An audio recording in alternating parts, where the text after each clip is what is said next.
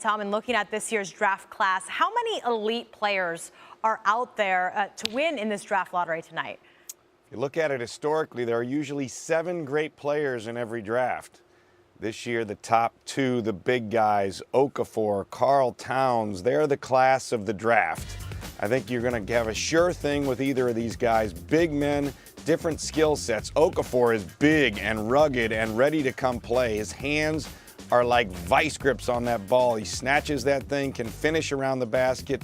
Very, very skilled. And then you got Karl Towns, who's sort of a versatile, do-it-all big man for the future. He runs the floor. He flies up and down. You just see the bones of a great player there just waiting to be sculpted by a team as he evolves. So those two are can't miss right at the top.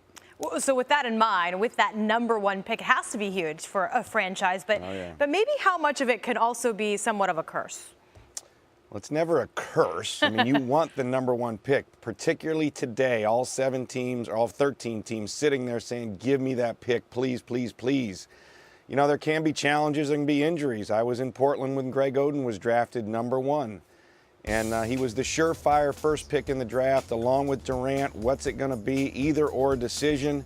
Taking a lot of heat for that over the years, the franchise has. But hey, sold 6,000 season tickets the day of the draft. You can't imagine what that means for the bottom line of the franchise and the perception change that took place in Portland. So even in a scenario where the #1 pick got hurt and hurt and hurt again, it was still a good thing for the franchise.